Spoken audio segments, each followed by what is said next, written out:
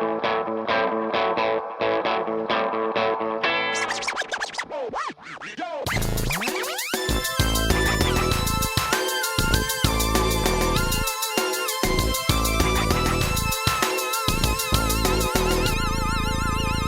to How We Heard It, the podcast about music, pop culture, movies, and more, with your hosts Wayne Bledsoe and Chuck Campbell.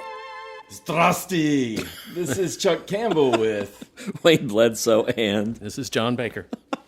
yeah, that's nearly not a hello, Chuck. I don't know where it comes from, but It's it a very sounds like threatening hello. Yeah, is this hello up against the wall? I can also say Dobro den or Dobro venture, which is good morning or good evening. I think actually you could say those with just a different tone of voice and they'd be friendlier rather than Well, it's Bulgarian, so I'm just trying to speak the way they do. Oh, okay, all right. Are you sure they speak that way? Wait, He's been there. You've been to Bulgaria? No. Oh. And it's funny. We did Romanian already, and I thought, have I done Bulgaria? I was like, no, I've not done this. And it's just I do this little thing. If I wake up, in the middle of the night, I'll just look on our stats to see who's the first on board of our podcast this morning, and and it was Bulgaria one day. So I thought, well, okay, Somebody in Bulgaria is listening to our podcast. Well, usually the first one in is someone on the other hemisphere, so it'll be someone in Europe or maybe Asia or even Africa. But, Still, it's Romania's just been in mind-blowing. too. Yeah. And sometimes it's like, I guess Californians staying up late or something. I don't know. But anyway, so our topic today is Nebulous. What? Nebulous.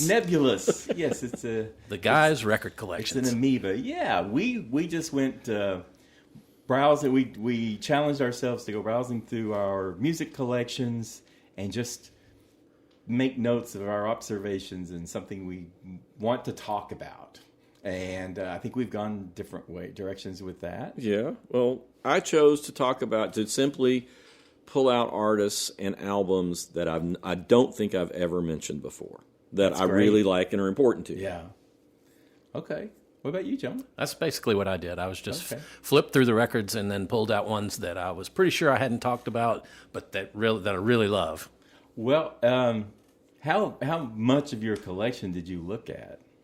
Well, I have most of my stuff digitized, Okay. so I just scroll through my files. Oh, look at that. Okay. So I had a radio show for forever. Step into the 90s, Wayne. Well, I've still got on my wall downstairs about over 2,000 vinyl albums. Okay. But most of my favorites, I got CD copies of at some point, Right. or found downloads Right. of them. So there's not that many things that I have on vinyl that I don't have digitized. Boy, you're a million years ahead of me because I just, all the product that came to us for years and years, I kind of came in at the end of the vinyl, but I still ended up with probably about 4,000 vinyl albums just in a few years' time. Right. And I hadn't bought hardly any at all up until then. Wow. So it's like this narrow little window of time that I thought, I've got so many albums. I only have about 1,200 in my house. I got those in my den, and then I've got probably 1,500 to maybe 2,000 CDs at home. Right. And I have a storage unit that has more than twice that of both, and I have way more CDs. I thought, I'm not going through all of these things. So I thought, I'm going to go through the first two wooden crates. My crates are from Peaches Yep, I remember records those. and tapes. I used to go to them in Orlando all the time. So I've got those crates, and I went through the first two, which the first crate, I was joking, it was ABBA to Blondie. So I was like, well, I guess I know whose music collection this is. And the second part is Blondie to Crosby, Stills, Nash and Young. So what this means is I am going through albums from the latest of 80s and into the 90s. And then they started sending us CDs, so we stopped getting albums. And these are the ones that I liked of the thousands that I have. Right. And I only got into the C's. But I still came away with a lot of conclusions and stuff like that. Okay. Well, yeah, mine was very different in the way I handled it. Yeah. But it'll work. This is something we can do on a regular basis. And Well, let me start with how often do you play a vinyl album? Well, right now, not that often because my record room is full of junk. Okay. I'm about to retire from my regular job Right. Very soon, and when I do that, what? You're going to clean it up? I'm going to clean it up, and I'm going to go back. I mean, listen to more vinyl because it's a different experience. It sounds better, and It's easier on your ears. It is for some reason. Well, digital music just pushes a lot of real high frequencies, and when digital music recording first started, people saw that as an opportunity to use all those high frequencies, and as a result, things sound really shrill, and they wear your ears out. And I know, working in the studio, I record in a digital format. I'm recording into a computer, and it is digital music. And whenever I go sit down and listen to a vinyl album, my first feeling is, God, it sounds really muffled. Like it's really kind of, but then once my ears adjust to it, it's so much, I can listen to it a lot longer. Yeah, it's warmer. And it's just, it's interesting because when I did have my room cleaned up and had everything working, and everything is kind of working now, but it's like it was a better experience. Okay. Yeah. What about you, John? Do you use your turntable often? Well, I have been more often in the past 10 years, but the last couple of years I've just been listening to streaming stuff on my. Yeah. But I have a turntable down in the kitchen in our house, so sometimes when I'm cooking, I'll put on vinyl albums while I'm cooking. But I have a couple of thousand vinyl albums upstairs here at the studio, and I've been collecting records since I was about 12 years old. Right. And then, when vinyl went out of fashion, switched to CDs, and I've got a crap load of CDs too. Right. Worked in a record store, and that's a good way to build up a big collection. Or reviewing music. Yeah. Like Wayne and I did. They just send you everything. Yeah, you get free copies of stuff. And I still have 10,000 CDs. That was my last estimate. Yeah, I probably got that too. And that's the thing is I don't use my turntable. I've got 2 turntables, and I don't use them at all. Really? At all. And I've always said, well, I'm going to go back and I'm going to, like you say, your retirement plan to organize and digit. It's like, I don't know if I'm going to do that either. And going through these albums, I've not pulled any of them out in years. But there's so much memories, and I pull out an album that I used to listen to a bunch, and it's just too overwhelming. It's loaded with them memories for me. But it was like going into a time machine. It's and I came across albums that I thought, wow, how have I forgotten these people? Right. And then I came across people. I was like, wow, how did they make the cut? And they're still here in the den. Why would I even listen to these? And other things I found and all. But you all want to start with something that came. I want to say one thing. What? My first observation is I hate the smell of album cardboard. I love it. I hate that smell. I hate that smell. And I was going through it. I was just you prefer the smell of a stream? Yeah. Just the plastic, I love the smell of vinyl albums. I know it's like people say they love the smell of books. Same here. I don't like that either. I love it. Yeah. You're a freak. I'm a freak, yeah. Yeah, well, I mean, I have a whole record room, and I would go down there and it's downstairs, there's little windows, it's nice and quiet, and I just sort of immerse myself in it, and I'm looking forward to doing that again. Yeah. But I love the smell. I love flipping through my albums. Like old furniture? I do. My house is full of old furniture. Around old furniture. I'm not that weird about it. I know some people really? They can't be. I don't like old furniture. Most of my furniture is antique furniture that I've refinished myself. I mean, the wood part would be all right, but I don't want. If I'm in a hotel, it's like a boutique hotel or whatever. They've got some kind of ancient bed. It's like I'd rather just have something off of hotels are different. Truck. Yeah, I mean, I'm with you on the hotels. I'd rather just be in a regular. All I care about a hotel is it's clean. Yeah, that's all I care really. That's good. But no, I love old things. I mean, I told you before. I mean, I bought a Victrola when I was 11 years old, and I'm listening to music from the teens on a Victrola. Yeah. So I mean, I like old stuff. Okay. Including old albums. Do you have any 8-tracks? Oh, I still have some 8-tracks. I have Lou Reed's Metal Machine Music on 8-track. On 8-track. The proper way to hear that album. Yeah, what a clunky format that was. Oh, yeah, it was terrible. And it would fade out in the middle of a song and then fade back in. Yeah. It was awful. So what were some surprises that caught up with you? Well, mine aren't surprises, really, Chuck, because, I mean, I love all this stuff, but the first thing I put on, when this was what we were coming up with, and I was thinking, what have I not talked about that I love, and I keep pulling them out, And this is from the 80s, 1981, The Producers. You're kidding me. No, I love that was the the first Producers. one I put on my list. Really? Yes. great Wow. power pop album. Power pop Atlanta band. They're back together. They are? Yeah, I don't think they play very often, but I looked them up after I pulled this. It's the first one's a self-titled album. The second one's You Make the Heat. And those were both on Portrait Records. yeah, which was a subsidiary of CBS. Yeah. So that was major. And I think the producer's self-titled first one, wasn't it produced by Jack Douglas, It may be. I can't remember. who produced Cheap Trick and Aerosmith and Yeah, and worked with Hendrix and yeah. I think, but I'm not sure. But yeah, that is a great record, and I learned how to play guitar to that record. Really? Yeah, Well, so I saw them open for the Kinks, I did too. and they were great. Yep. And went out and bought their album, and they were all over MTV for a short period of time. Sheila, Sheila was off. You Make the Heat. That was the second album that got released. wasn't it? Huh. That was the second one. Sheila. The first one had What's He Got That I Ain't Got? Yeah. And I Love Lucy. Yep. And Certain Kind of Girl. Right. And they're just you'd actually like them, Chuck. Okay. They're well-written, catchy pop songs. Oh, Yeah, I mean, it's just power sounds like pop. something I like. Yeah, and they were so much fun on stage. Wayne Famous, the keyboard player. This is before the keytar. He strapped A full-sized keyboard. synthesizer around his neck. And it was like this He had guy's strong shoulder. yeah. He had to be. It had to break his back every night. Yeah.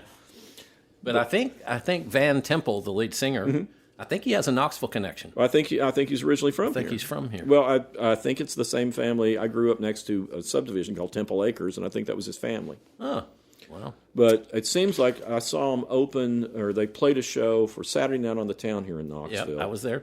And me and my wife were there. This is so funny. I know. I can't believe that was the first thing I thought of. Yeah. I didn't even get to the Peas in my record collection. I just thought I need to mention that band because I like them so much. Yeah. Well, it's funny because our friend Tim Lee, he remembered them. And I mean, I don't think he was such a big fan as we are, but he always laughed every time I would bring them up. Because I don't recall you talking about them.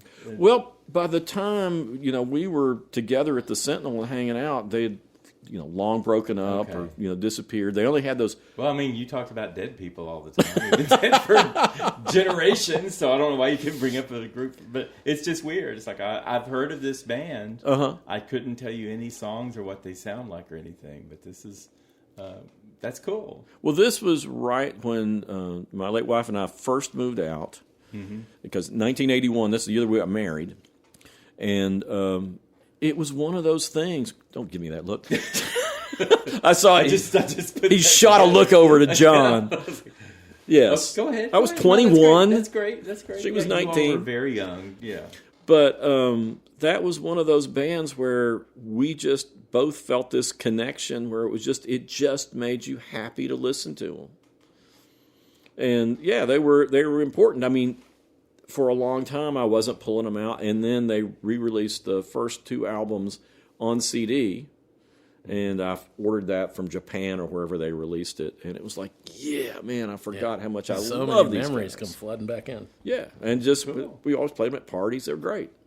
All right, well, we killed two birds with one stone. Can't believe that's so funny. I know. That's so funny. Very first thing I thought of. Me too. In my record racks upstairs, they're double layered. There's a top layer and then there's a bottom layer, and I was so lazy that I didn't want to bend over it. Hey, that's why I started with the A's. It's like we'll worry about the T through Z's. Well, you did better than Chuck. He only got to C. I know. I've done enough of this. Well, the first section is just currently playing, and then it goes into alphabetical. So but you're back into the Okay. so my first 3 or 4 picks are just random things that I've been listening to. But this one is a great record from 2019, and it's Robin Hitchcock and Andy Partridge, Planet England, and it's an EP. It's only 4 songs, but it's amazing to me that those two had never gotten together before. Yeah. And apparently 2019. Okay.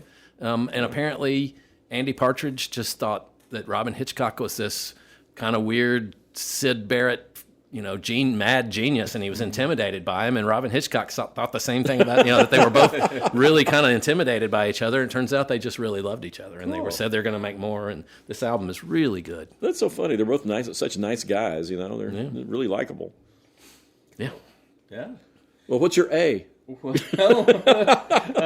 So I broke it down into categories. Oh, here we go. So I just randomly wrote notes as I went through, and then I went back and said, okay, I got to get this a little more in here.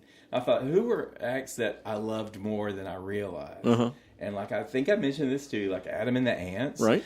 These are bands that I thought maybe they had one hit. I mean, that's how I think about them now, is they maybe had a hit. And then I go back and look, and it was like Adam and the Ants, Altered Images, Animotion, Art of Noise, Bangles, Berlin, Laura Branigan, Julie Brown. The comedian, I love Julie Brown. Kim Carnes. These people had 3, 4, 5 albums. And I was like, oh my God, I forgot about that. So I stopped on those people and went back and looked and looked at their music. I had a Bangles album that I'd never even heard of before, but it's before the Michael Steele, is that her name? Before she joined the group, there was some other woman in the Bangles, and it was like, originally they were called the Bangs. Okay, yeah, but I was just like, have I heard these? I was really visiting an old Chuck in this, you know. Yeah. It's like, wow, I just forgot that these bands were more than just one hit, you know, And again, I stopped at C, so I'm sure there's a lot more in there that but I don't know. I mean, have you ever done that? Like, kind of minimized an act years after years go by, and maybe that's just me. No, I'm sure I have. I'm trying to think of an example, because there were plenty of times, you know, when you go back and you look through your collection, just because you don't know what you're in the mood to listen to, and you pull out something that you thought was, maybe I need to listen to this again, and you find something you really like. Yeah. Realize you were in the wrong mood the first time you heard it. How did I miss this? Yeah. Or that's the thing, is there's tons of times that it's like I'll hear a song someplace, like on a soundtrack or something, and go, damn, that song is way better than I remembered it being. And then you go back and realize, this is the best song on this album, and I really didn't pay attention to it. Yeah. We talk about the Drive-By Truckers every once in a while. There were so many great things on Southern Rock Opera that the song Lookout Mountain, I totally, like, first time through, it's like kind of dismissed it because there were so many other strong songs. And then I went back and listened to it, and it's like, damn, this is one of my favorites of theirs. Yeah. Wow. Yeah. But that was a lot of fun with Julie Brown, too, because she did all these comedic songs. And we always think of the Homecoming Queen's Got a Gun. That's the one I always remember. That's the one everyone knows it for. And I had all these 12-inch versions of other songs. Yeah. And as soon as I saw them, I'm like a woman's Girl Fight Tonight. Blood and mascara will run. You know, I remember the lines. You know, it's like, oh my God, I forgot she did all this. Yeah. So, you said earlier that you interviewed her several times and that y'all were pretty friendly. Well, there are 2 Julie Browns, and the other one, downtown Julie Brown. Oh, okay. She came to Daytona Beach at spring break every year, and so we just had annual interviews. And okay. I'm sorry. And she played tricks and pranks on her boyfriends and stuff like that. She was a lot of fun. And we ended up on camera. I don't know if I told you this, but it was like surely I did. Anyway, it was like a really cold spring break. And one thing they would do when they came down to Florida for spring break and it was cold, they put on the illusion that it was warm. So they had to wear like bikinis or whatever on camera and then have cover-ups. And she was like covered up, and I was talking to her, and she was waiting to go back on camera. And then they said, you know, Julie, you're on in 5, 4, 3. And she like threw her coat off, and when she did, she was in this folding chair, and it folded her up into the table. And so she came back on camera, and she was like stuck, and they were trying to pop her out and everything. She was just looking at me and laughing. And anyway, fun. That's pretty cool. Joy. But anyway, yeah. Well, while we were sort of still in the 80s, I'll mention the Psychedelic Furs, which I don't think I've ever mentioned. Their album Talk, Talk, Talk that has Pretty in Pink on it, the original version. That you like better than the one they made for the movie. Yeah, I mean they did it for the movie again, and it was not as edgy and raw sounding, but they wanted that general audience that movie was going to draw, I guess. Yeah, they toned it down some. But I mean, that album, their first album's good. Their next album, Forever Now, is great. It's like they were a great band. Who was the singer? Richard Butler. Yeah, that's what I thought. And he had I can't remember his brother's name. He's the one I interviewed when they reunited because Richard wasn't talking apparently. But his brother was in the band too. And then the other guys in the band went on to form Love and Rockets. Yeah. Oh, okay. I remember them. Yeah. And they got to the L's yet.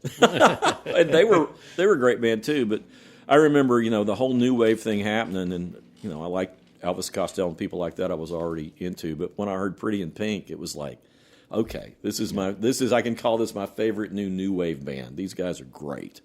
I found one Elvis Costello album in mine. Only one? I Which guess one? It was 89. Spike. Yeah, Spike. That's the one. I looked at it and thought, I don't listen to this. That's got Mark Ribot on guitar on it. It's got that one has Mark Ribot. Mm-hmm. I don't remember that. It's got Veronica. Yeah. Oh, okay. I like Veronica. It's a great song. Yeah, he collaborated with Paul McCartney. That's a really good record. You should give it another chance. Okay. Yeah. It was just that world I was in, like I think that's Mitchell Fromm. Assembly produced that. Line. I think so too. But yeah, I mean, you can't. There's a couple of real dud Elvis Costello albums right before that, but I mean, he's rarely released anything that wasn't listenable. Didn't at least have some good stuff on it. Yeah, I mean, Juliet Letters, people diss on that one a lot, and I think it's great. It's got some great songs. I'm not on real familiar with that one. I haven't paid attention to every single Elvis Costello. There's a lot of it. Yeah, that's the one he did with the Brodsky Quartet. Oh, so yeah, it's okay. got all the strings. I think it's great. Some of his best songs on it. Cool. All right. I'm talking about people we've talked about before. Go ahead. Oh, that's all right. Well, I found I had even more 12-inch singles than I ever realized. I knew I had them, and I knew I liked them. Right. Did you buy them, or were they sent for review? Both, but most of the 12-inch singles I bought because they didn't send didn't send those as much. as often. I got some of them, and then when they saw I was like referencing them, a lot of times you get an advanced 12-inch single, and then you'd get the album, and you could mention the 12-inch single, and like, oh, this guy he might do those. So, they'd send those to me, and that was pretty cool. But and I found some 12-inch singles that one of them was Paula Abdul's Vibology. And Vibology is just this weird song, and she has this cartoony voice, and she had a lot of hits, but they were more general hits. But this one was like really funky and weird, and it's like super insane, crazy. And I remember getting that and thinking, oh, wow, this Paula Abdul's like really and I don't even know if that was I know it was released as a single, but it was a fantastic 12-inch single. Yeah. There's a group named Amazulu, and they had a song called Excitable, and the 12-inch of that, again, just crazy. Bow Wow Wow. Yeah, I like Bow Wow Wow. But it wasn't I Want Candy or anything you might think. It was Love, Peace, and Harmony. And in that, you've got, she's just like Annabelle. She's just like chanting, and the guys are going, boom, ticka, ticka, ticka, ticka, ticka, ticka. And just these crazy drums that just are just way over the top, and it just goes... And they're just like chanting love, peace, and harmony over and over and over. So it's like this, 8-minute chant. There was I found a band called Cruise Control. I don't know anything about them. And they have one 12-inch single from them, and it's called No Condom, No Sex. And it was like 88 or 89. And they were like a goth-sounding group. It was like some guys, and they just had this chant of no condom, no sex.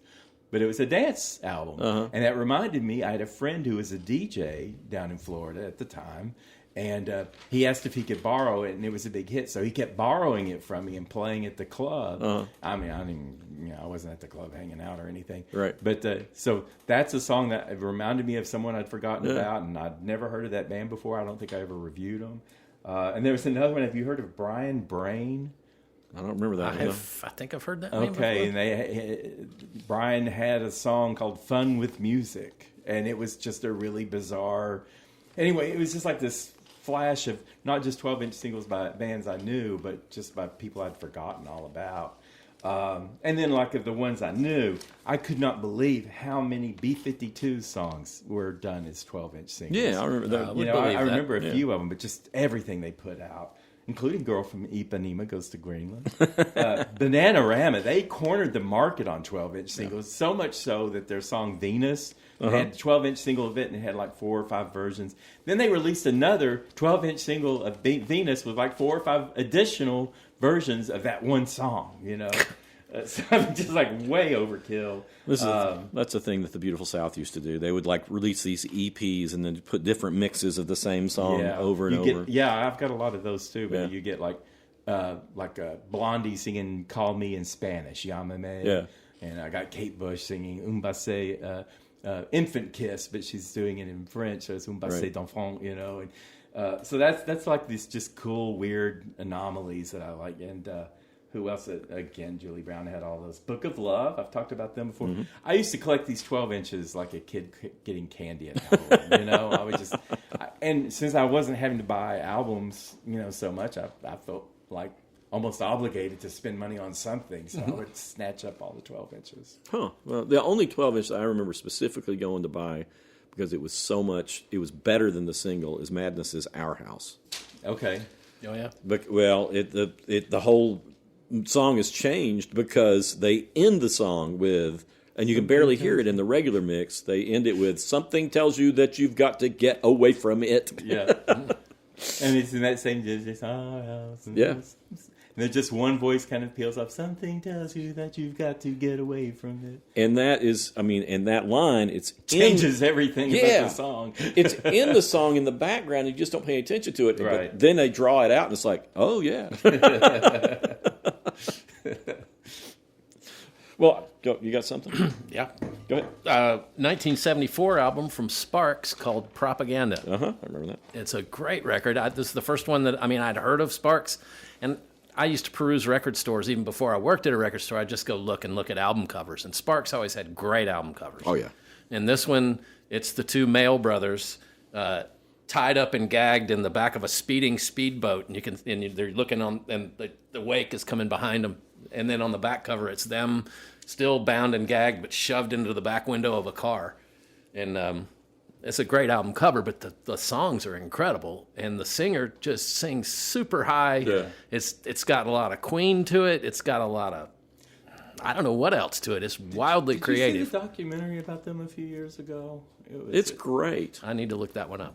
Yeah. And I'm not that big of a fan of Sparks, but the documentary made me wish I was. They influenced everybody. They did. It's unbelievable. How many people were, But you like them so much that I saw them at Big Ears, and they were really good. But it's just something about them. It's like you want to like them just because of what they are, who they are. Right. Yeah. Well, there's one song on this Propaganda album. It's called "Don't Leave Me Alone with Her," and it's from reading the lyrics, it sounds like the singer is taking care of his evil mother, and she pushes him around, but he constantly invites his siblings over to be with him, because when they're there, she's not mean to him. Oh wow! It's just like, don't leave me alone. Wow, with him. It's just a great concept for a song. It is, yeah. And something nobody's probably ever written before. That's I like that. But many of us have gone through, Well, since we're back in the 70s, I've never brought up. Well, go ahead though. What would you say? No, go ahead. You got 70s stuff too? Yeah, that's an interesting twist I got coming up. But go ahead. Okay, all right. Well, I'm going to bring up John Hartford because I've never brought up John Hartford. I don't think on this show. I don't think so. Hugely influential. Absolutely love the album Aeroplane. Came out in 1971. Okay. And this is sort of the Bible of acoustic music from the 70s up to the 80s, because it had John Hartford doing guitar and fiddle and sometimes banjo. He had Vassar Clement on fiddle, who was one of the great fiddle players, Norman Blake playing guitar, and Tut Taylor on dobro. Okay. And this is, they call it, it's like when the hippies came to Nashville, basically. These guys were, John Hartford became sort of like this minch sort of a guy for everybody who was kind of outcast in that community. He started out, most people, he wrote the song Gentle on My Mind, which he premiered on the Smothers Brothers show. Okay.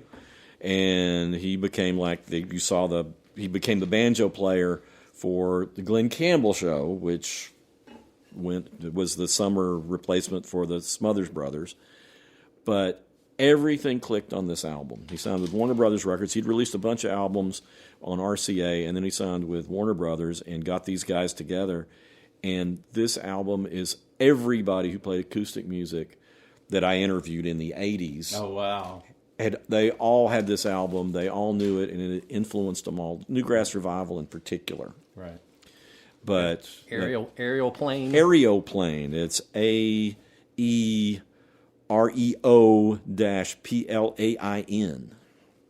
Okay. And it's like I said, it is sort of the Bible of this movement. And all these people, Mark O'Connor and Jerry Douglas and all these folks, they all listen to this. And it's great. And the next album that came out after it, Morning Bugle, was really hard to find. But it's not quite as good, but it's real close.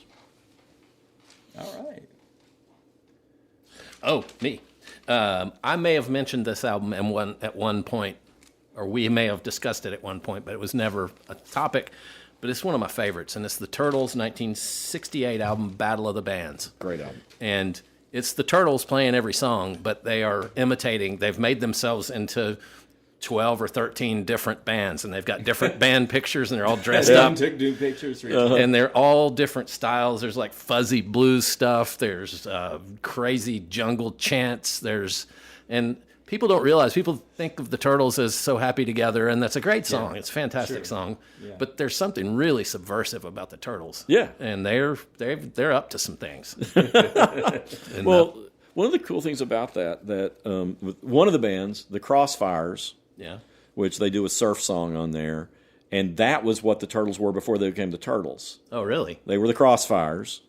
And then they also revived like a Birds song that at that time had not been released called You Told Me.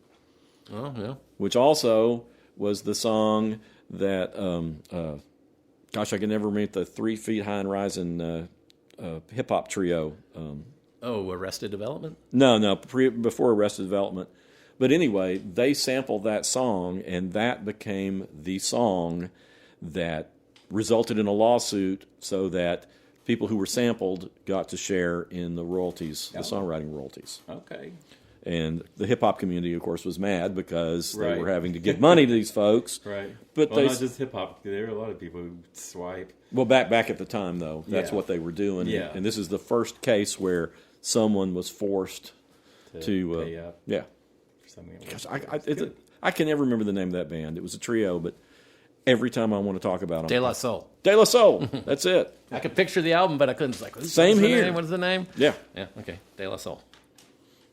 So there were groups that I came across like, wow, I almost forgot they even existed, and they seemed so important at the time. But Alphaville and Blue Angel, I just forgot. That was Cyndi Lauper's first band. As I came across that. Edie Brickell, I thought she was going to be like some big thing, and she was for 6 months. You know. She was Paul Simon's wife, right?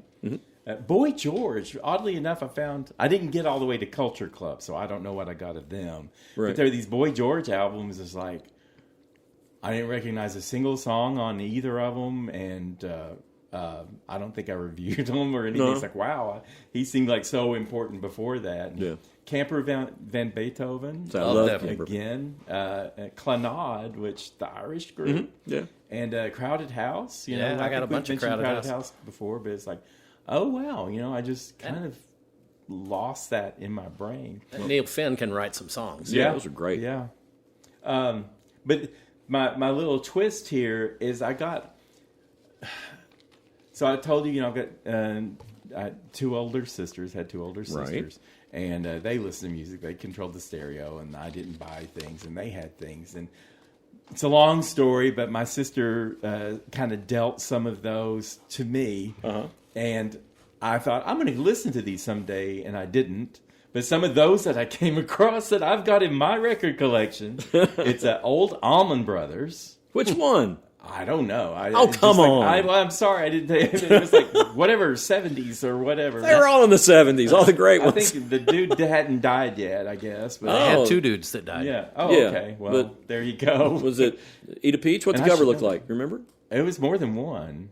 I don't know. Okay. Well, Aerosmith, old Aerosmith. Yeah. Bachman Turner Overdrive. Oh, I cannot believe you have Bachman Turner. I know, I can't either, and I don't even know what they sound like. Black Oak, Arkansas. Oh my God! I have no idea what that sounds like. I want a.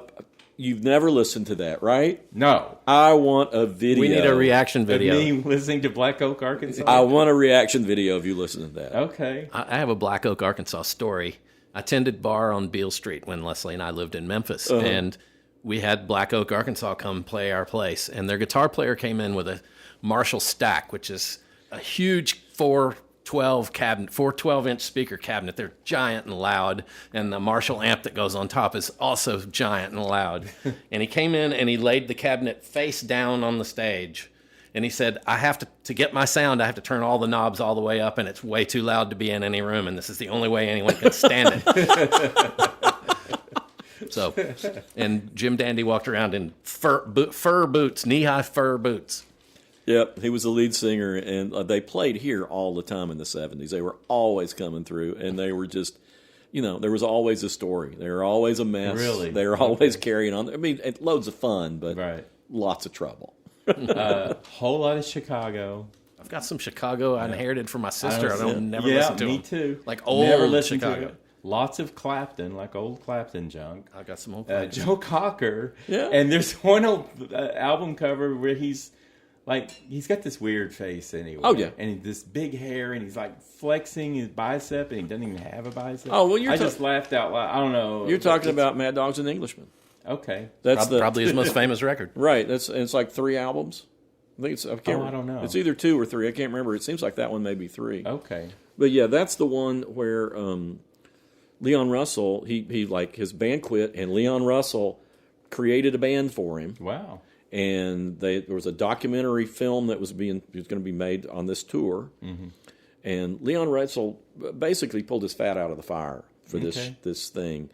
And pulled then his fat out of the fire. You don't know that term? I don't. Oh, well. But Leon started. I mean, people started talking about the album and the movie, and started talking so much about Leon that I think that Joe got kind of pissed off. And people wrote that he was stealing the show. And when I talked to Leon, he didn't give out a whole lot of interviews, but I talked to him once, and he said he would never talk to Joe Cocker again because he didn't defend him. Oh.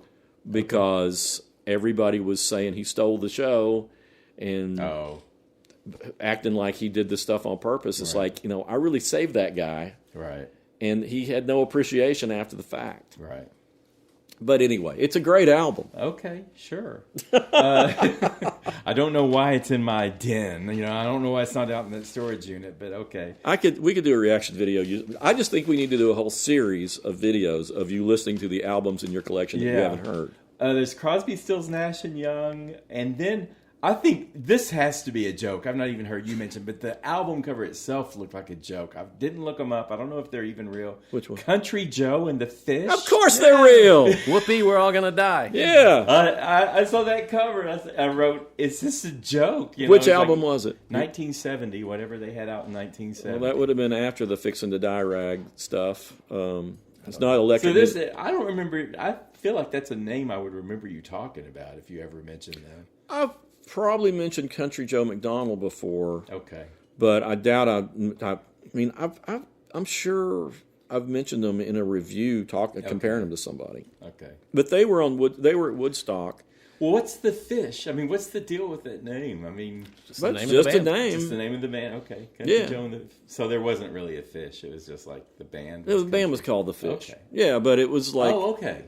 Yeah. Okay. Yeah, but he was. The album is so cheesy looking too. It's just like, I couldn't think. I thought that's got to be Terry. I know some of these may also be My Sister Connie's, but. Well, they were popular. They were very political, and the Fixin' to Die rag is, it's anti-Vietnam. Yeah. Oh, okay. All right. Yeah, and they changed the Fish cheer. They used to just have everybody, spell fish. Give me an F. Give me an I. And you can imagine what they did at Woodstock. Yeah. and I got my. They were at Woodstock? Yeah. That's in fact, it's one of the better performances at Woodstock. I think they do. Okay. They do the Fish cheer, but I think they also do Not So Sweet Martha Lorraine. Okay.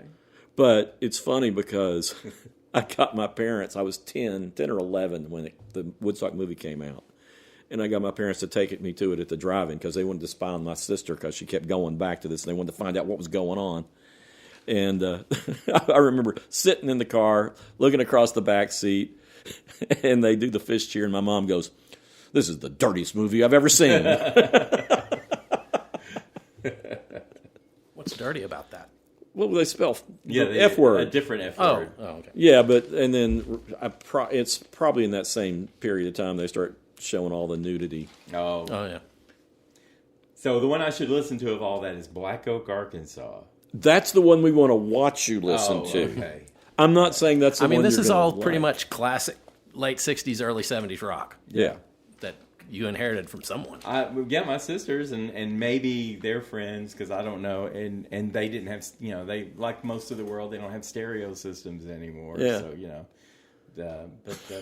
and I thought, well, it wouldn't hurt me to have. I mean, if these are just in my collection, I can listen to them. It's like, no way. I just love that these have a place in your home. Yeah, they're all nestled in there with ABBA and Kate Bush and the B-52s. Yeah, I do not think you'll like Country Joe and the Fish. Okay. I like Or Black Oak, Arkansas. No, he will hate. He will hate. And I don't think you're going to like Arkansas. the Allman Brothers either. No. Well, they were good from driving Daytona, music. They were from Daytona Beach, so they're from where I was working, and they didn't do. I think I know I've told y'all this, but they didn't do interviews with my paper. And they finally agreed to interview with one of the old reporters there. But the reason that when they got big, the paper wouldn't cover them when they were trying to be somebody. And then when they got big, they refused to do interviews with the paper. And I understand that. So the reporter, he got an interview and with Greg Allman, I guess. Yeah. And he said at the beginning, he said, one thing we're going to use, I ain't going to talk about that Indian woman. He's talking about Cher. I told you who wasn't even Indian, but anyway, he's like, go ahead. Yeah, I told you, that was when I got the interview. I'd interviewed everybody else in the band, and I said, if I don't interview Greg this time, I'm not going to do it because we've talked to everybody. And they said, well, he's not a very good interview or whatever. They're trying to throw me off. And they said, whatever you do, don't ask about Cher. Yep. Well, he was saying that himself at the beginning. I'm not going to. Well, but that gave me a challenge. So you brought up Cher? Well, of course I did. But the way I did Your it, kid. Tell me about Cher. that the way First I did question. it, and I've told this people, to people about, how you do an interview. I thought, man, I would have never asked about Cher before because that doesn't interest me. But I thought, well, how can I ask this question? So I said, Lyle Lovett is in a position that you were kind of in before. He married Julia Roberts, so he's getting a whole lot of different, kind of press coverage. And I said, how did you deal with that, being a musician and then, marrying into something that you probably didn't expect? And he opened up. He started telling me about their marriage. He was great. You did it right. You didn't say, what was Cher like? Yeah. But I asked him a question. Did you and Cher do it? Were you jealous of her success? Well, I said, what advice would you give to Lyle Lovett? Because, I kind of knew Lyle Lovett, and he was just as nice as he could be. Huh. And he told me a great story about, sitting in the bedroom thinking about going to a movie. They decided to go to a movie, and he said, when we got to the movie, the press was already there. And he said, how the hell did they know we were going to this movie when we didn't even really know where we were going? Huh. So it was a good story. And it was. Why would anyone want to be a celebrity? Yeah, it would be I tough. don't get it. Yeah, it obviously bothered him. And I think all those guys were nice guys. I think Cher was probably really, really nice. Oh, yeah. Everything about her seems cool. Yeah. So, I never got to talk to her, though. One other thing I found is a David Bowie album I bought. You bought one? Let's Dance. Oh, for God's sakes, Chuck. It's the only album of his I ever bought. I forgot I had it because I didn't like it, and I don't even have any other albums of his in my. So I didn't even get anything sent of his, I guess. So, but I just thought that's hilarious. Well, I reviewed some of the David Bowie stuff during that era. Yeah, but I don't know that. I could have just moved him out to storage. I don't know. Well, that album you could move out to storage. It's not very good. I mean, it's got a couple of good things. It's got Stevie Ray Vaughan on it. Yeah, he's playing guitar on Let's Dance. Well, I wouldn't be listening to it for that. No. Yeah, I don't think you would. But yeah, that's the point where David Bowie's starts sliding down for a long time before he comes back. And there's also a John Coltrane album in my collection from 1965, and I have no idea. What is that, how the Ole? hell got that. I don't know. You don't remember what? I wish you should have written that down. Well, I mean, I can't remember what year every John Coltrane album But came it's out. just like, I can't imagine my sisters listening to it. I mean, I sure didn't go acquire it. It was from the beginning of time anyway, so I don't know how I ended up with that. I don't remember when A Love Supreme came out. I was really surprised. I think that was later. And it looked like it wasn't really listened to either. It looked pretty new. Well, she may have just, I'm thinking maybe a friend got it and thought, oh, I don't want this, gave it to her, and she didn't care, and she gave it to me, and I never knew what it was. So. Well, the first jazz album I got to pick What up. a horrible legacy for John Coltrane to have. Well, just John passed around and not listened to. A lot of people listen to John Coltrane. I know. I don't think he's short any fans. No, not at all. And there's some great, great, great albums. I just can't remember. I don't just have them memorized by what year they came out. But, yeah, you might like that one. I mean, 65 is he's starting to get real experimental in that era, so you might not. I don't know. Okay. I think you would like his stuff from the early 60s and, late 50s stuff. Okay. I came across this record that I got to see him play it live. I guess it was a anniversary, but it was Marty Stewart, The Pilgrim, from 1999. Uh-huh. And on stage, he tells the story of how that album got made, because it was the last record, the last obligated record on his contract, and he knew he was about to get dropped, and he knew that if he didn't have a hit, he was going to lose his record label, and he was going to lose his management, and he had been doing these kind of silly hillbilly rock, sort of cartoonish, songs that were, some of them were kind of hits, and he, was making sort of a living, but it wasn't very serious stuff. Yeah. And he just decided to go for broke on this record, and it's a double album. Yeah. And he just got all the friends, all the people that he knew and people that he had worked with in music, in country music, to come. And people don't realize that Marty Stewart's been around since he was a teenager. He was a mandolin, like 13-year-old. Earl Scruggs took him out on the road. Lester Flatt. And in the PBS country music Ken Burns movie, Marty Stewart's big. He's interviewed a bunch in there, and he's talking about carrying Lester Flatt's instrument into the Ryman Auditorium is like going into the Vatican with the Pope. And but he's got Mike Campbell from the Heartbreakers is on here. Johnny Cash is on here. He was married to Johnny Cash's daughter. George Jones is on here. Emmylou Harris is on here. Earl Scruggs, Ralph Stanley. It's a fantastic record. Album. Didn't have any hits. He lost his label. He lost his everything. But then at the end, he said, "But I was able to save my pride and do what I wanted to do." Yeah. Well, so much of the time, it's the last ditch effort. The last album on somebody's contract that turns out to be like their greatest album, because it's like they're just going to hell with it. I'm just going to do what I want to do, because that's definitely the case here, and it is a great record. They Might Be Giants, when they, I think they're on Elektra. I can't remember which label they were on now, but it's Factory. Oh yeah, yes, I know which one. Can't remember what the name of the album is. Factory something, but that's maybe their best album, and they just threw all, took out all the stops and just went for it, and it was great. And the second album might be the worst. Often. Yeah. Because the first one's got that initial creativity and what their whole life led up to that, and the second one's like, how can we replicate this and make it more successful, And they get the marketing team, and they're listening to them, and everyone's telling them what to do, and they're desperately trying to hang on to and they just make so many mistakes. Well, what's the old cliche? So you got your whole life to write your first record, and then a year to write your second one. Yeah. But in many, many cases, the second album is not so good. Yeah. But well, let's see what I have. I have. If we're going to go we'll stay in the 70s here. Everything else is like 90s and above for me. But John Conley, country singer, from 1978, he had an album and a song called Rose-Colored Glasses. And then in 1982, he had an album called Busted. And John Conley is one of those guys who's a stylist. You recognize that voice right off the bat. He was a former mortician, and then he became a DJ. And he's got a voice that's not like any other country singer. It's a little bit croonier. Okay. And he's got a song on Busted called I Don't Remember Loving You, which is great, because you get to the end of it and you realize he's been singing it from an asylum. He's so torn up by the breakup. Oh, they didn't remember his life. He doesn't remember his ex has come to visit him, and he says, "I'll take your name with my crayon." But it's a great song. I could hear that. I think you'd like it. It's really, it's clever, and you get to the end, it's like a little short story. There's a twist at the end, and you're like, oh, this is cool. But he's great.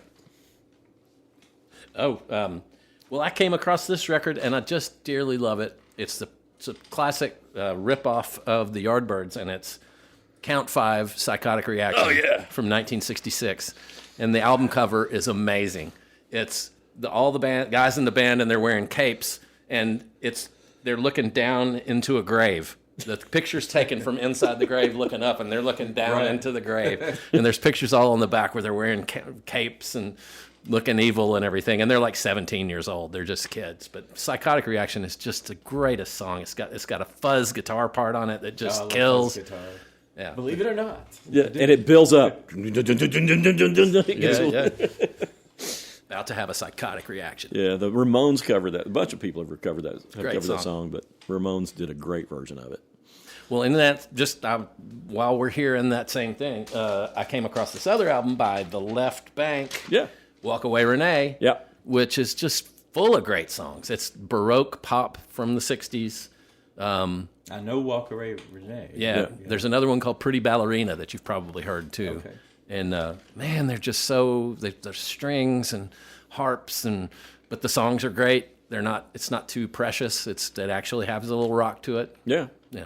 And it was a true song. The writer had a crush on the girlfriend of somebody else in the band. Oh, really? I didn't know that. Well, I've got this subject is rarities and collectibles, and this is mostly stuff I forgot I had or never knew I had, and there it was. And it was odd things. It's like the Laurie Anderson 5-disc United States Live. I definitely remember that and getting that, and that was before I was reviewing or anything. Love that. I also have a Laurie Anderson, The Interview from Home of the Brave. Huh. And it was a Warner Brothers radio show or whatever record label it was. And they would do like radio shows and put them on vinyl and send them out. I remember some of those. Okay. Yeah. And I was like, what the hell? I mean, because I was looking at it, it's like I had Home of the Brave. And then there's this, from The Interview from Home of the Brave. And I also there was one interview with Quincy Jones about The Color Purple. It was just on vinyl. It's like, odd stuff. yeah, that is weird. Yeah, and there was I found a Bauhaus 2-disc Rarities and BB Sessions unopened. It's like I thought I liked them. It's like a rarity with 2 discs, Bauhaus, and just this unopened thing. There was a market. So something I did when I was at the University of Tennessee, I was in communications, and we had to do a marketing thing, which marketing wasn't my favorite at all by any stretch. And so I designed an album cover, and I was kind of stealing ideas and everything. I just did like this mouth and nose and lips and like a stark background and everything. And the professor had attached notes on, and it was way too kind to me because I looked at it and said, this is ghastly. And I don't remember who the professor was, but I need to find that person and see if they're still alive and say, thank you for being so generous, because it was really horrible. And there it was in my records, like, it was the thing. And you remember picture discs. Oh, yeah. I have one of Blondie's Parallel Lines that was turned into a clock. And I also have another Blondie's picture disc for the Hunter album, which I had no idea I had that. And I just came across that. I have a marbleized Kate Bush album, which I didn't know where that came from or why I had that. You remember the Bridge School concerts from 1997? I hadn't heard of it and didn't remember it. Wasn't Neil Young associated with that? It's Neil Young. Neil Young's son has a it had Tom Petty CP, and I Beck, think. Simon and Garfunkel, David Bowie, Pearl Jam. I got that 2-disc unopened. And it's like, well, this looks interesting. But it was 97, and I thought, I bet you and I talked about it, and you reviewed it, and I just had a copy. And I didn't review it. I know I didn't. I never even opened it. Huh. But that was maybe all fun. worth something. Yeah, it probably is. If you want to go to the trouble of trying to sell them. Yeah, and I found an old Kate Bush album I didn't know I had. It was from 1986, and it was like a reconfigured stuff from her first couple of albums, which were at the end of the 70s. Right. And it's like, where did this come from, and how did I end up with this, and why don't I remember this? Yeah. But it was kind of like, I guess they were repackaging to put her out there again. I found an unopened. Do you remember the band Cake Like? No. Okay, they had Carrie Kinney was the lead singer of it. She played Trudy Weigel on Reno 911. Oh, really? And she was in this great, and I saw that, and I was like, I remember them. They were great and everything, and I picked it up. This is an unopened vinyl album, and it's like, I know I reviewed them, so I guess I've got a CD of another album they did, but somehow I got that one, put it away, never listened to it. So weird. There's so much missed opportunity here. We know I've got a band, Chameleon Church. Remember them, sort of? Well, Chevy Chase played drums in that band. Oh. That's the only reason. I mean, I got it in a cutout bin. Right. And then I've got 2 albums by the Hassles, which is the band that Billy Joel was in before he was Billy Joel. Right. I got do you remember Chibo Matto? Oh, yeah. Yeah. I have an unopened, and it's big heavy thing. I don't know what it is, but it's on 180 grand. Yeah. So it's on What good even vinyl. is that? I don't That's know. good It's vinyl. good, really thick vinyl. The Okay. grooves are really thick. It sounds I great. never opened it or listened to it. But Huh. I've got it. Just, Probably sounds great. Just sitting there. Yeah. And I've got the Eric Clapton 20th anniversary edition of Layla's Sessions. Of course, that's not open. That was there was no question that I've was got that not on the CD. I don't have it on vinyl. But I got it on vinyl. I thought it was funny because I would like flip through and there'd just be all these worn out albums and everything. I came across like a Black Crowes unopened, and I'd keep flipping to be like a Bon Jovi albums that I may have opened to review, but they were pristine otherwise. So I opened, listened to it once, and put it back. But anyway, it's just really weird to see all these things, and looking back, it's like, what was my life even like during all this? You took a totally different tact on this. I did. I really did. Well, I like. We'll probably wrap this up for too long. We have plenty for other shows. Oh yeah, I can go through more boxes. Over crates. But one of the other people that I like a lot and listen to quite a bit that I'd never mentioned on here is Colonel Bruce Hampton and the Aquarium Rescue. Yeah, I remember you used to talk about them a lot. Yeah, well, Colonel Bruce, I mean, every time he would come through, we would talk. And Colonel Bruce is one of those guys that was a mentor to Derek Trucks and pretty much every great young musician that was coming through Atlanta. Mm-hmm. He kind of mentored because he was the guy that was out there. But when he got the Aquarium Rescue Unit, he got like Jeff Sipe, one of the best drummers that you'll ever hear. Matt Mundy's great mandolin player. O'Teal Burbridge. Everybody in that band was a star. Oh, yeah. And they played it seemed like they lived here because they played in Knoxville so much. Yeah, I saw them first time at Planet Earth, probably. Planet Earth, yes. And, who's the guitar player? Plays with Widespread now. What's his name? I know. He's so good. It'll come to me in a minute, yeah. And not Jeff Sipe. Who?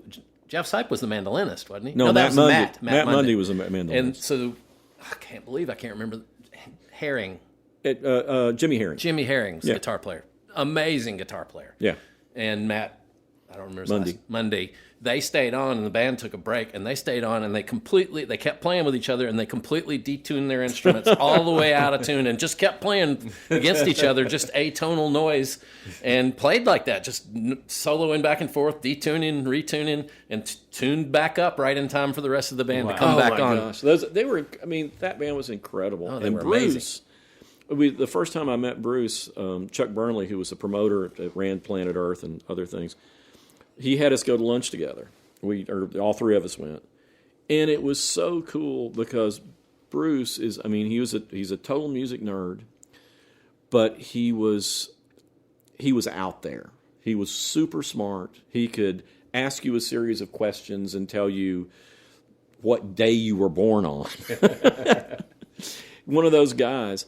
And he was just You always had good interviews with him. I remember when you talked to him, it'd be like you're just talking to a friend of yours or something. Yeah, and we'd laugh, and he was just a great guy. And he came on the radio show right before he died. Maybe it was a few months before he died because he had a heart attack on stage, I think it was a heart attack, but he died on stage, and it was at a tribute thing for him.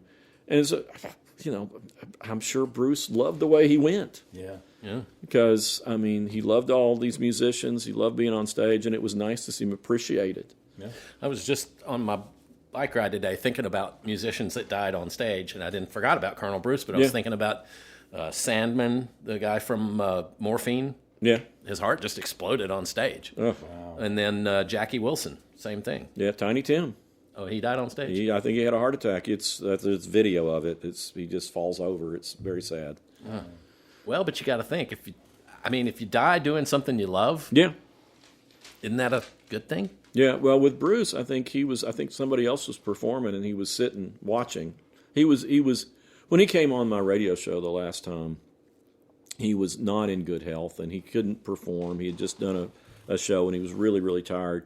But I had another couple of Knoxville bands on. I had Dixie Ghost and the Knox County Jug Stompers. And you've never seen anybody they just worship this guy.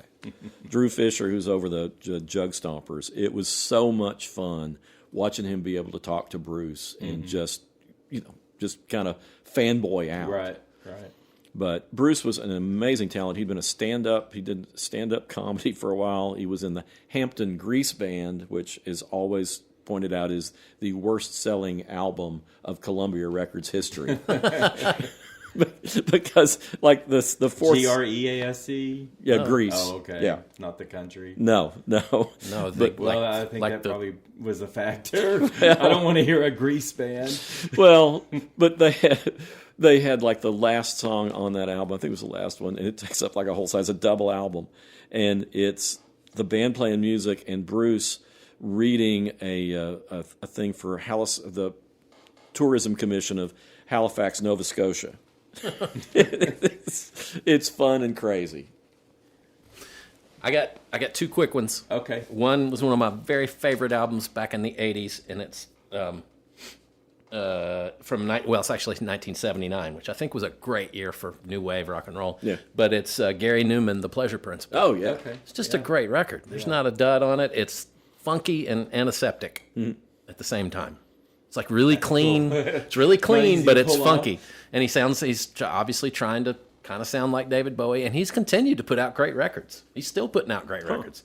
Really kind of dark and real synth-oriented. And then my favorite album from the year 2021, I just had to bring it up because it was on the top of this recently played, and it's The Heartless Bastards.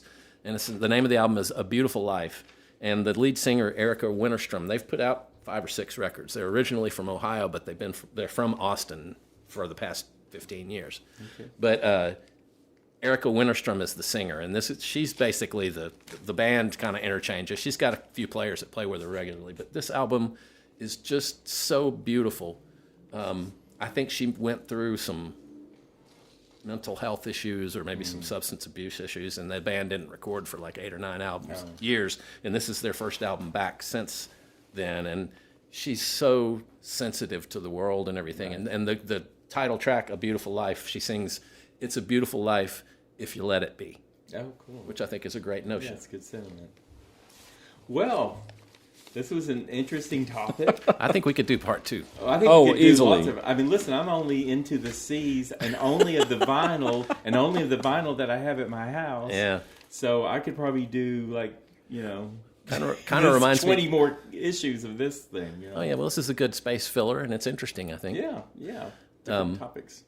It reminds me of there's a documentary called Bathtubs Over Broadway. Have you ever seen that one? Yeah, that's the thing about the industrial. Industrial musicals. Yeah. So the guy was a producer on the David Letterman show, and one of the segments that he produced was Dave's record collection, and so he would go out to the record stores and find the weirdest records he could find, and then they'd do a little comedy bit about each one and play a little bit of it. And in the process of doing this, he kept finding these musicals that were put together about industrial products. And they back in the 60s and 70s, these big corporations would send all their salesmen to a week-long gala event, and they would they would take their wives and get dressed up and go out and see a musical. But it was a musical about tractors, and I've got a whole collection of them upstairs, and I've got a coffee table book about it. It's really hilarious.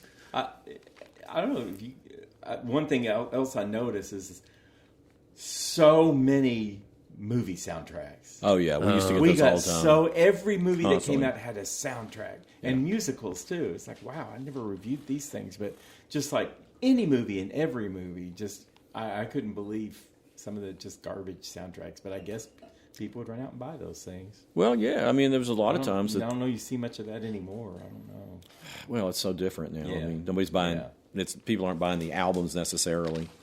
But yeah, that was the thing. But it started off with stuff where people would find the best songs to fit the album, and then the record companies got involved in saying, well, just pick everything from our company. Right.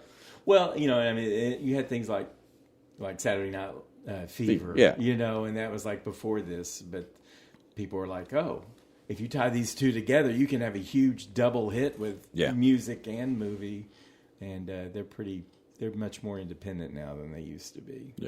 Yeah, it's different. Well, we got recommendations? Well, let me recommend music. Yeah, I'll recommend something that I didn't get to here. Okay. The Cat Empire, which is an Australian band, and their album Two Shoes, that was recorded in 2005, I think it's their second album, is great. It's a combination of jazz and hip-hop and rock and a real good dose of Latin. They recorded this album in Havana. Oh, wow. And they're a bunch of guys from Melbourne, Australia.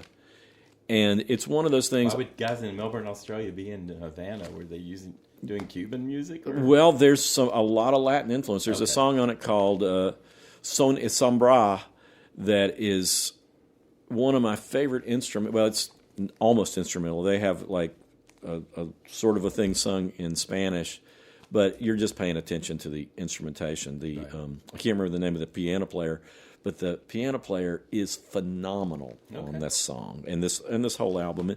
And What's it's the name of the release again? Two Shoes. Two Shoes. Okay. Right, and it's I think they stayed together for 20 years, and they broke up a few years ago.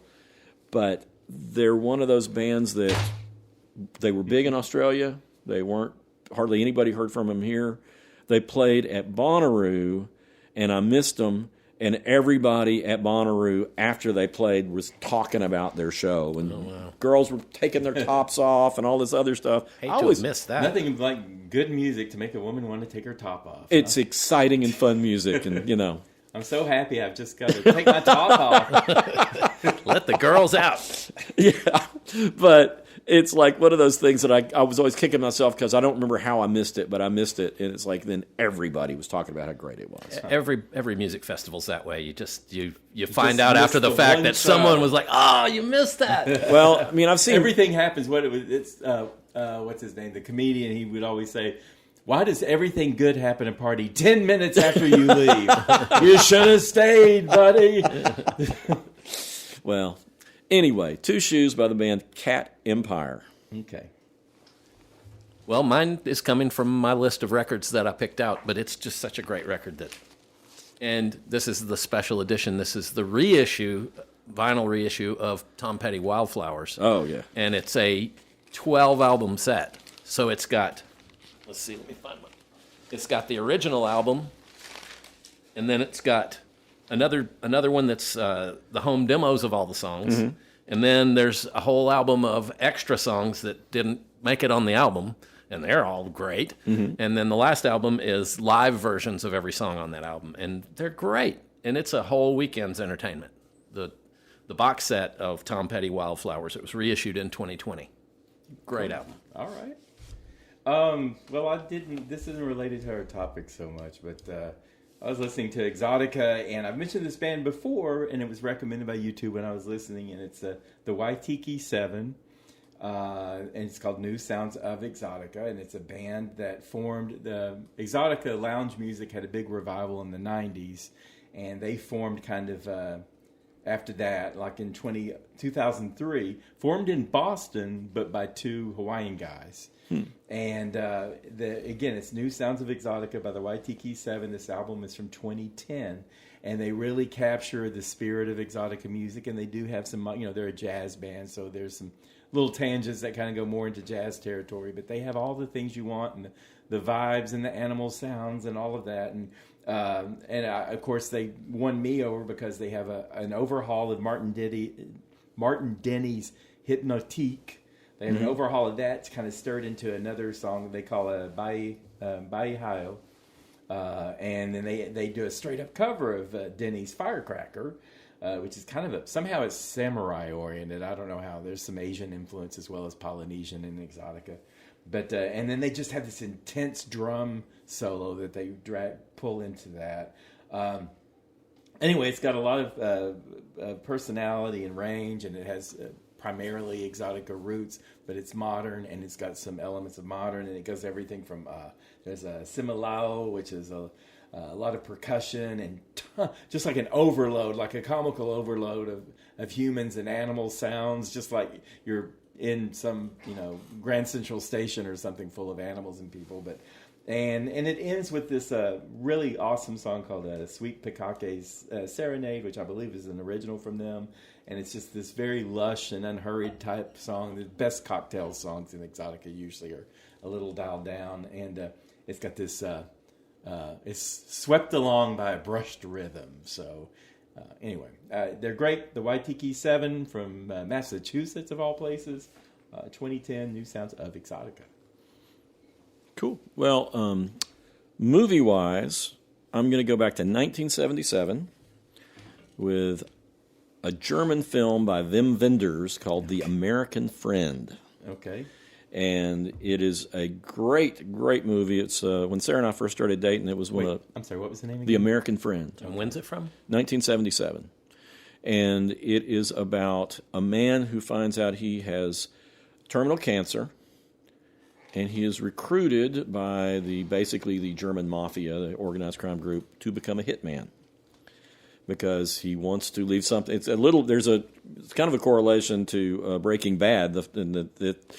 It's a fellow who is trying to leave something for his family because he is dying, and he wants to do something, but he becomes involved with a character played by Dennis Hopper, who is selling paintings by a painter who is supposed to be dead, and he's faked his death so his paintings will sell for more. I mean, and it sounds funny, but it's not. Right. And it's really affecting. It's Bruno Gans. I was laughing because I was nervous. Well, now I'm laughing. Bruno Gans plays the man with cancer, and Samuel Fuller, one of the great directors from the 50s, he plays the artist that is pretending to be dead. But it's really a fun, twisty movie. It's very dark, but it is riveting. It also has a cameo by a Kinks song they put on vinyl. He puts on Face to Face, and Too Much on My Mind it really stands out in this movie because you get it. I mean, this guy has so many things going on. Everything is so complicated. He's trying not to kill people, but he's contracted to kill people so he can make money. Interesting. It's a really, really good film. And I think of all the Wim Wenders movies I've seen, it's my favorite. Some of that sounded familiar, but I don't know why. Well, it got a real buzz back in the day, and then it's come up a few times. People have recommended it, and it's a great movie. I mean, German cinema in the 70s, I mean, you had Werner Herzog and Wim Wenders and other people who were coming up, and they made some of the best movies of the 20th century. Okay. I have, the past 3 nights, discovered 3 different movies I want to recommend, so I'm going to stretch them out over the next several episodes. Okay. But the one I watched last night, it's brand new. It's on Netflix, and it's called Sunday Best, The Untold Story of Ed Sullivan. And it talks about it's the history of the Ed Sullivan Show. And the interesting thing is that Ed Sullivan was born and raised in Harlem. And so he was not at all uncomfortable going to see live music in Harlem, and he went to the Apollo all the time, and he went to the black jazz clubs. And when he got his TV show in the 50s, he picked out who he wanted, the performances he wanted to have on the show, and he was the first national broadcast to feature African-American artists to a national audience. And this was during segregation, and like in the South, they didn't like that, and they sent bomb threats and stuff, but he wasn't going to back down. And in this movie, there's some fantastic performances. There's a little Stevie Wonder at 13 years old playing fingertips. There's James Brown, early James Brown. Ed Sullivan had a really fun, flirty relationship with Diana Ross, and the Supremes were on there a bunch, and they kind of flirted with each other. The Temptations were on there a bunch. Nina Simone is on there. She's great. And then at the same time, he shows, who was the gospel singer I was talking about? Mahalia Jackson. Oh, Mahalia Jackson, who's just a belter. Yeah. It's all gospel. It's not. Yeah. There's nothing rude about it. But man, Right. and you can see where Aretha Franklin got a lot of her vocal Her chops. Techniques. style is from. So it's a great movie. It's brand new, and it's called Sunday Best: The Untold Story of Ed Sullivan. All right. Cool. I wish I had practiced this one that I want to recommend. So it's certainly offbeat, but I know I've mentioned this to you 2 or 3 years ago. I was looking at, I've done some screenplays years ago, and I was talking with you about some projects I had coming up, and then I wanted to go back to screenplay writing, and I wanted to write a screenplay about a dog that can see ghosts in the home, and the people can't. Right. So, sure enough, there's a movie out about a dog that can see ghosts in the home. And I saw it. It's actually in theaters right now. It's called Good Boy. Have you heard of Good Boy? Yeah, I didn't know that's what the plot was, though. My God. Did they steal your screenplay? It's so much better than anything I could write. It's so much better. I had to just rethink it. I saw it. I was just really totally taken in. And part of it is the director. He's using his own dog, and his dog is, I don't know if you hear about stoic dogs. They're a little less, wiggly and runny and everything. And that's my dog Marley. She's kind of a stoic dog.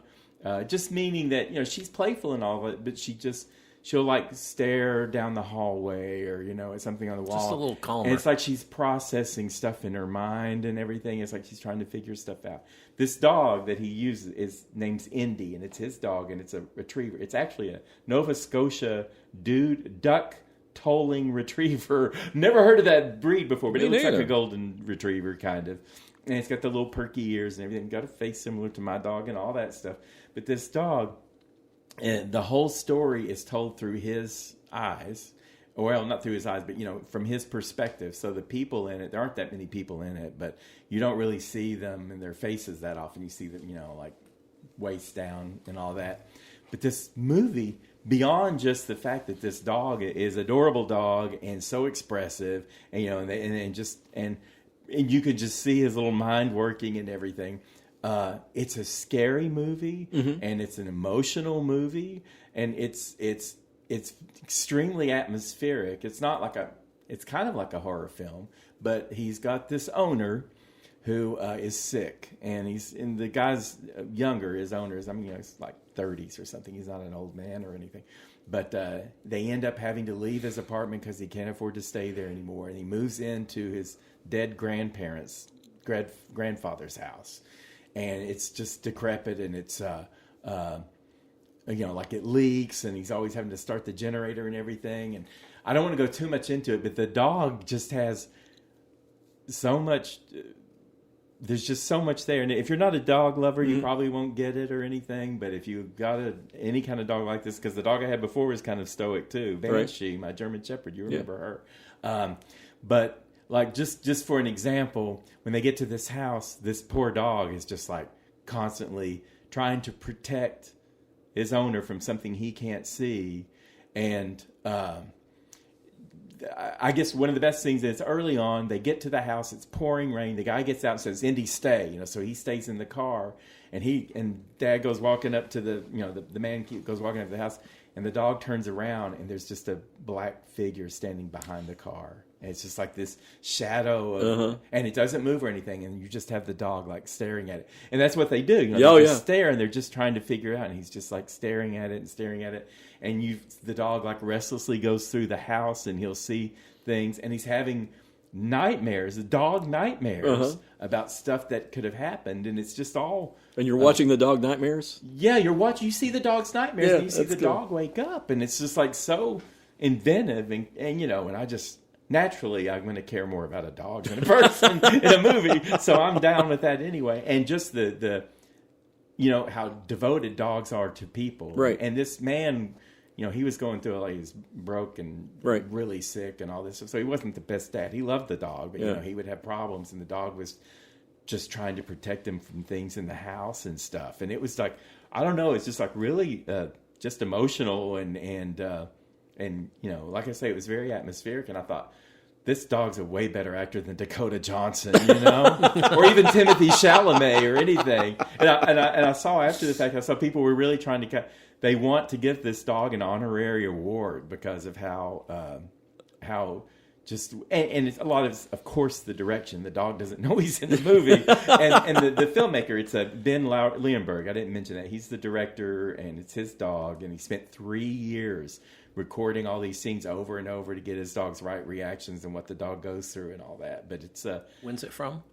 This now. Is it in the theaters? I just in looked theaters now. It won't be there long. I just looked it up. I think it's already gone from the theaters. Oh, okay. I saw. Yeah, it's super indie, and I got to see it like a little what's the term, featurette that the director did after the movie. And it really it was good because it's, like I say, it's a pretty intense movie, oddly enough.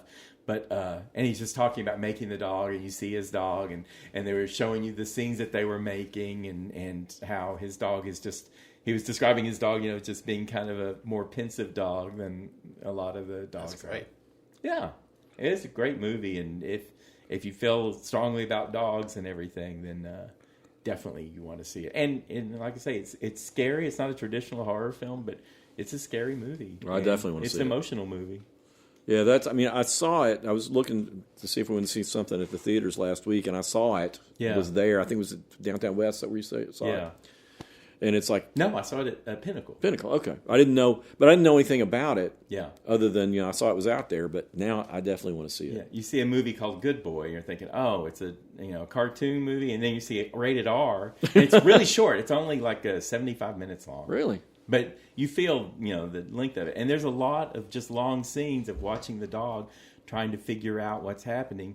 And typical dog, he's going to fight for his dad no matter what, and whatever he has to do. But he's also fearful. But he's and I don't know. It just really captures the soul of a dog. Well, that's always one of those creepy things, is when the dog is like barking at something. Yeah. And it's like the dog can see there's something. Yeah. And you can't figure out what it is. Yeah. This is going to be in my movie. I took Chester. Chester went to me with me, and he knew the movie, and we got about 50 minutes, and he goes, "This is your movie." I said, "Yep, okay." And I could never have done that this well. But it's a funny thing because you'll come up with an idea. I mean, it's the zeitgeist. Yeah. Is like there's an idea is out there Yeah. from all the elements. Yeah. And several people are gonna pick it up. There's a famous cartoon of a balloon, helium balloon salesperson who's hung himself. Uh-huh. And Gahan Wilson, or Gahan Wilson, however you pronounce it, and Sam Gross both came up with that comic like in the same month. Wow. Yeah. They didn't copy each other. Yeah. It's just it was out there. Right. Both of them had their antenna up. Right. And it's so weird that things like that happen. Well, yeah. Anyway, I've never seen a dog movie like this, and it's just a totally different treating of the dog and the dog's perspective. It sounds great. Yeah.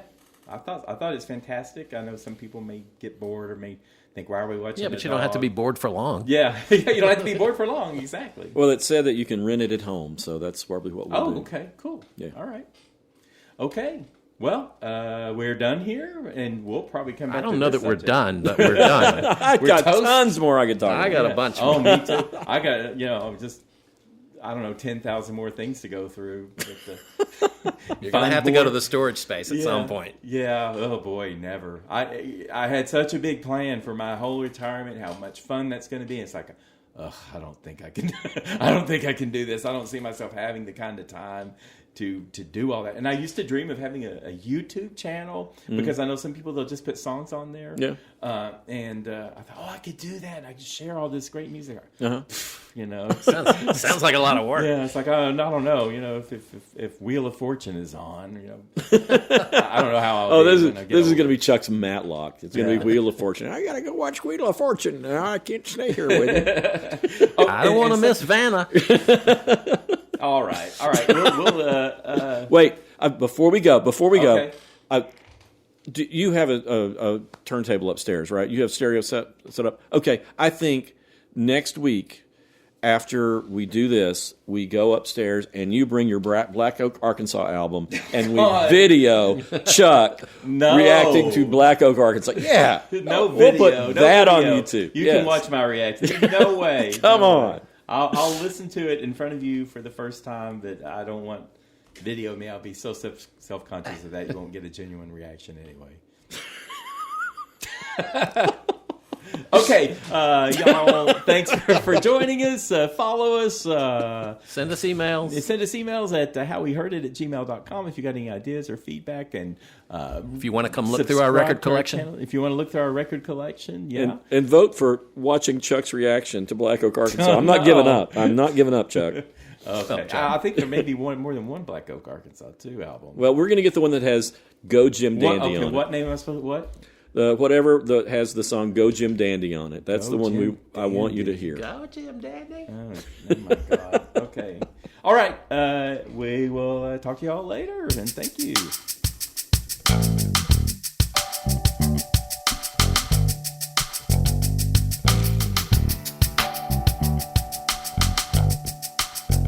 You've been listening to How We Heard It with Chuck Campbell and Wayne Bledsoe, a podcast about music, movies, art, culture, whatever it is that's on their mind. How We Heard It was recorded at the Arbor Studio in Knoxville, Tennessee by me, John Baker. How We Heard It is a Cozy Planet production. If listening to this podcast has given you a burning sensation, then we recommend you sit in a hot tub until your symptoms fade away. If you'd like to reach out to Chuck or Wayne or even me, you can send an email to howweheardit@gmail.com. So thank you for listening, and come on back and we'll have another episode for you next week.